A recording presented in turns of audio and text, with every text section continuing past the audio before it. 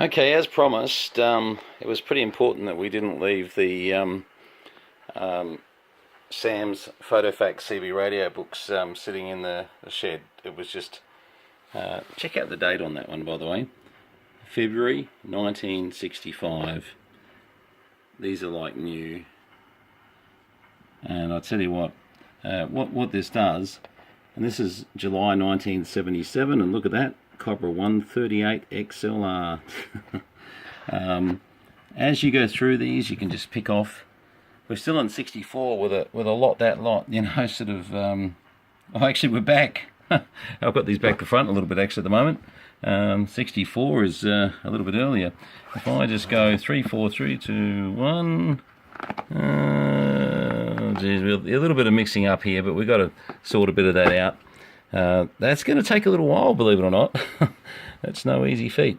There's a 67 with a stack of Lafayettes and Realistics and Regencies and trams. Geez, that might even be the old valve tram.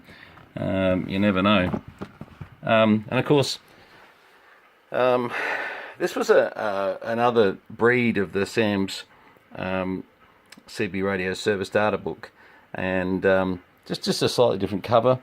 But you know, we're going right through to the 1980s. Well, that actually goes through to further, and you know, as you can see, as you start to get up in them, you're starting to get into some of the Presidents, Royces, the DACs, and the Mark 10. I've got one of those, and that's one of the DAC Mark 10s. Actually, I've got two of those, to be honest. Well, I've got a DAC Mark 9 and a Mark 10. And, you know, you can just keep going through these for hours. There's, I haven't counted how many there is, to be honest, but I would like to take a guess. If I was to stand back, now my CB actions are on the side there too. And there's two of the, and this other one, these are a thicker, slightly thicker book. I'm just trying to date these, to be honest. Not really a date code on that one. Would be nice to be able to date that, just to give you an idea when they changed the. I'm not sure what the idea was there, because they did go to a very different style of cover for two of the editions here that I've got. No, this is going straight into PLL alignments, etc., etc., and alignment of transmitter for the Colt. But these two, CB 292, 293, I would almost think there's probably a range of these as well as the Sam's photofact books. But to give you an idea, that is the Sam's photofact books from 1964 to 1980. I think there was about 1988 on the bottom of that pile. So it's quite a bit. And in in typical Ross fashion, 2510 manuals, full service manuals, you know, that you just think, my goodness. Ranger AR 3300 service operation manuals. These came out of Washington State, these manuals. They were a different breed. Now this is nice. This is a Cobra Electronics launch kit. Now they would have done a lot of things with these launch kits. This one has actually got brochures for my favourite service master, and it's the manuals, not brochures, they're manuals for the two units that I love the most. And Ross has so nicely put them into a Cobra booklet, which is just superb. You'd think it was brand new. It's really hard to, I mean, I'm just sitting on the ground here because I don't think we're going anywhere too soon. But have a look in here. All manuals for McKinley's, Presidents, you name it. I'm not even going to open that one up at the moment. And to be expected of Ross, FC700s, FT7s, FT75, every one of these radios got, FT480, more on the 2510. Now, my boss, Steen Jensen, he used to go crazy at us because we wanted to buy the secret CBs. We should have been buying these things. This is what we should have been buying. But Secret CB had a pretty good sort of breakdown, more hand-drawn, you know, certainly same information in a lot of respects. This one I've actually got this one, would you believe it? This was the one that did all the Washington mods. But this is the Secret CB, Volume 2. I had Volume 4 before, there's Volume 6. And a little bit on Digiscans, of course, there. Now, these are going to be President circuit diagrams, which will Cobra circuit diagrams, President Harry circuit diagrams. Look, I won't even try to go through all those, because as you can see, there is just tons and tons and tons of circuits which we use all the time. Kenwood R600 service manual. Now I've got an R600, so that's kind of handy. The R600 was not a bad old beast. Oh, there you go. There's a picture of it right there. And we've actually got probably about 100 receivers in stock. So having bits and pieces is handy. The old FT23R supplement. What was behind it? Probably more to do. Oh, 411 supplement. Now, when you were in the trade like Roscoe, you used to get these service bulletins, and they were very, very helpful, because, you know, sort of maybe John Moffat would get them at ICS, and then he'd distribute. So a TR7730 had issues with the transmitter frequency response, and just chuck a couple of different tantalums in there, bingo. 7730, we've got one of those.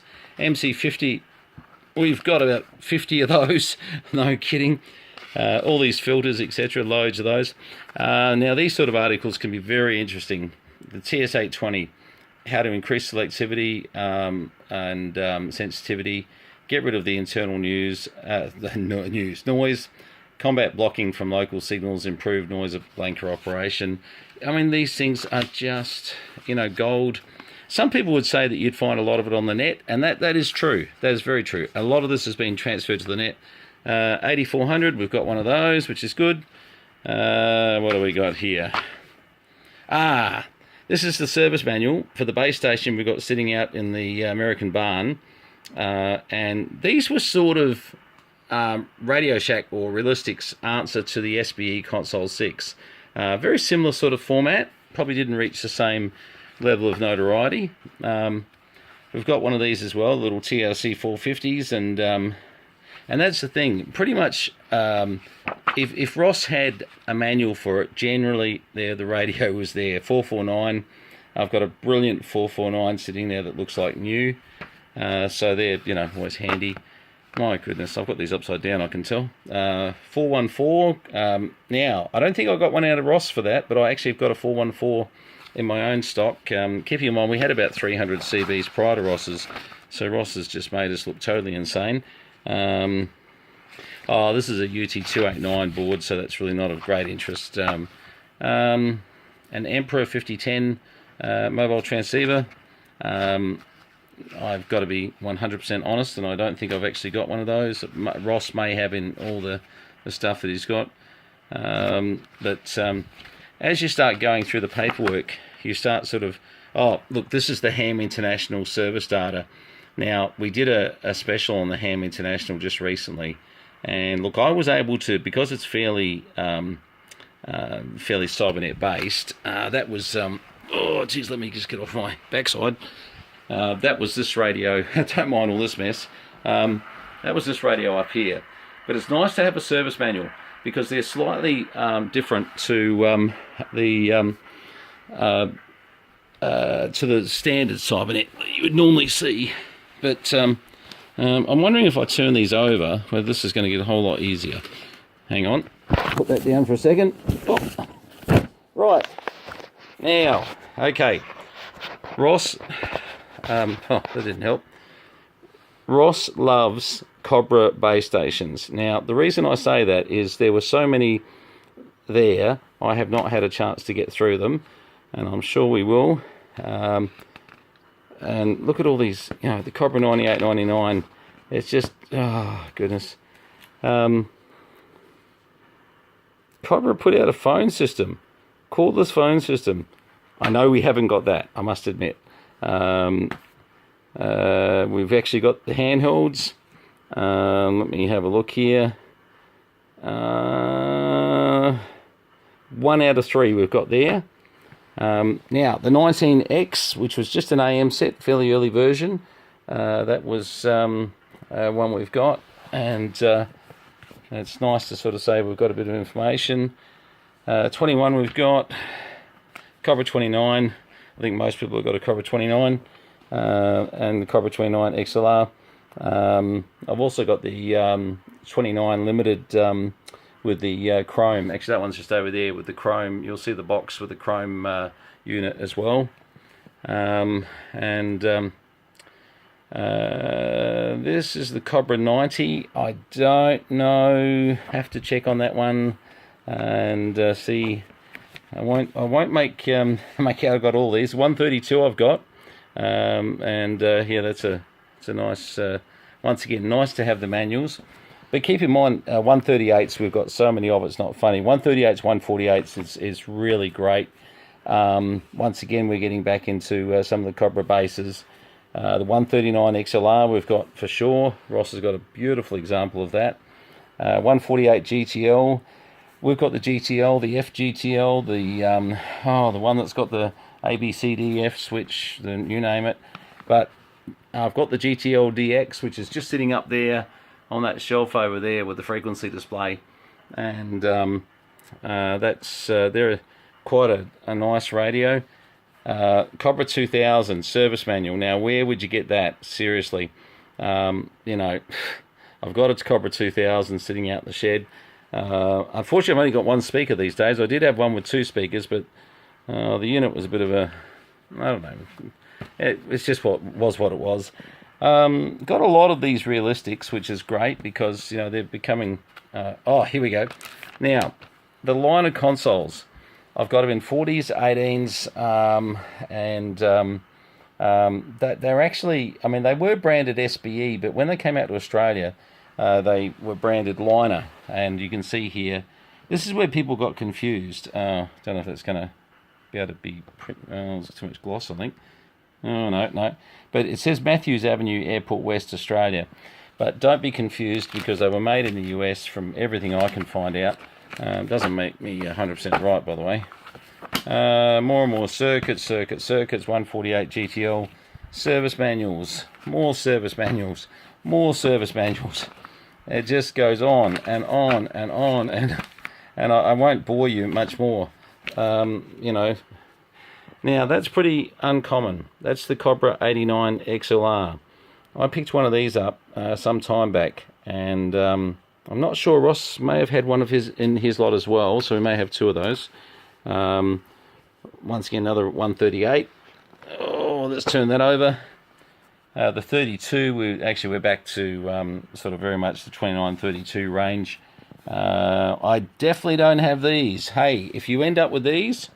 I'll buy them off you because they just look great. That would really be fantastic to get some Cobra 39s, but for some reason we've got dual manuals. These were rare. Cobra 67s, where you just had the hand mic did everything and under the seat with the rest. 77X we've got. 85 we haven't. 86 we haven't, but we finish on a high.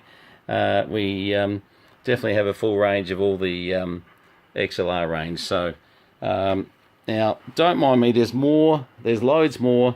I think the prize kit is this one, to have a brand new, this feels so brand new, and then to be able to go in there and say, look at that, there's my apprentice generator, and there's my apprentice CB service master. Ross thinks I'm insane because I went crazy. I mean, you know, there's hundreds and hundreds of radios, hundreds and hundreds of these books. By the way, the CB Actions are mine because I always collected the Titty Babes. I've actually got the full collection of CB Action. There's not one missing. So anybody who wants to buy any of them, sorry. I initially was open to selling some of them, but then I realised we had, from the day one, we've also got radio communications, amateur radio action, and every copy of those. So it just became too stupid to, you know, to really start saying, well, let's sell off some of them because, when you start to get a full collection, these shelves here, we've got to change. This is just a few of the stuff that I had before Ross's stuff came along. And honestly, there's another... and by the way, my favourite, I love the DAC 10. I think the DAC 10, by the way, that works beautifully. Had to do a little few things to it, but it's still running its old valve output. And the CPIs, we've actually got a fairly big overload of CPIs, so if you have any interest in CPIs, I do need to get rid of some of them because, to be quite fair, it would be rude to keep all of them. Most of Simonette stuff, I'm sorry, we'll be keeping. Anything that has the word Panther. We will have a few Spartans and a few Curie Gladiators. One will be brand new in the box. And don't get too excited, it won't be too cheap. But I'm just sort of seeing we'll probably have an XS Adams, probably an XS Washington. Most of the Washingtons I'm keeping. There's the P400, all the Madisons, all the Dwight D's, the Zachary T's, etc. But I know for a fact probably this fella here will go, which you can see is quite clean. It's mint. And you know, we've got a few other things in here. We've got Lincoln 2s and oh look, there's just stuff that really it's all stashed away. Apollos, Electrophones where we've got double ups. Although I probably will keep the double up here because one's an 18, one's a 40, one's a 40, one's a 40. And it's a nice way to show the progression of how CB radio came about. So we'll be trying to sort of, you know, give you a bit of a... I mean, I want to give people a fair swing. If they're missing a particular model, of course I want to try and help you. But there are going to be some things that just are going to be impossible. As you can see over here, I mean, we're playing around with some Madisons at the moment. And actually one of the little Top Tech amplifiers. And we ended up driving it with a... on 10 meters with a 120S and 1 2 1 2 1 2 1 2. Now I'm only just driving that a little bit, and you can see what that's doing. But that's going into a dummy load at the moment. But yeah, look, it just gives you an idea of, you know, what maybe some of the bits will be that I've got to look. I've got too many FT101ZD Mark IIIs. Now, full lineups, so please keep that in mind. And of course, 707 lineups. I know a few. Listen, I'm just getting some freight prices. I know a couple of you have asked for freight prices. I'll have them for you by Monday, and I'll get them through to you for sure. 7850, probably not going too far, actually. That's right. It's on screen save. And we are actually going to clear out this mess in here and get another 990 base in there that I've had sitting in the box for a while. We're just doing up, as you can see, some SBE console 6s at the moment. I've got one particularly all finished and done, ready to go. So please excuse the mess, but when this much stuff got kind of dumped here. By the way, anyone's interested, I'm going to sell it. Is the external VFO to suit the high gain 5, and there's rare as rocking horse shit. So you know, sort of be serious if you are looking to buy one. I've got the SBE 2500 that matches all the other SBE gear, so I suppose it's unlikely to go. All right, well, anyway, this was about the books, and I actually just wanted to show people that for now, they're going into bookshelves, by the way, but I've got to clear some gear. This was just to get them out of the cold so that we didn't have any, you know, massive problems. I was a bit concerned, you know, with the damp air out in the shed, but as you can see, they have just absolutely not only survived, but let's go back to, why don't we go back to 1964, and let's just have a look at what a 1964 book looks like. And if you can find an absolute problem in a 1964 book, the binder's perfect, the pictures of everything perfect, all the board layouts perfect. Ross, you did a fantastic job, and there you go. They were $3.50 each back in 1964. Now, I don't know how many hundred there are here, but I can tell you now, well, I probably could give you an idea how much they started costing in the 80s, though. Well, it'd be good if they had a price on them. Don't know. Okay. I thought I'd be able to give you a price, actually. Oh, that'd be all too hard. Maybe it's on the back. Look at that stalking gear. Nothing on the back. Price code. Nah, look, doesn't really give you a price in the 80s. Be interesting to see, you know, how far $3.50 went from 1964. Do we have a price on the 1979s? No, we don't. Have to get back to you on that one because they have price code, but they don't really tell you much more. So, yeah, sorry I can't give you how much they ended up costing in years to come. I imagine they had to have got dearer, but how much? Don't know. Okay, 73s from VK3 Charlie Mike. As I said, there's my favourite. That is definitely the favourite. Ross has got, these books are pristine for the monitor gear that I love so much. And don't laugh, I've got an IFR and a 1000 and a HP 8924C, but I wanted one of these because they're fantastic. Okay, 73's all. Sorry this went a bit long, but it was hard to get through all the bits and pieces. 73's, and all the best, and I hope you've enjoyed having a look at Sam's photofact CB radio series.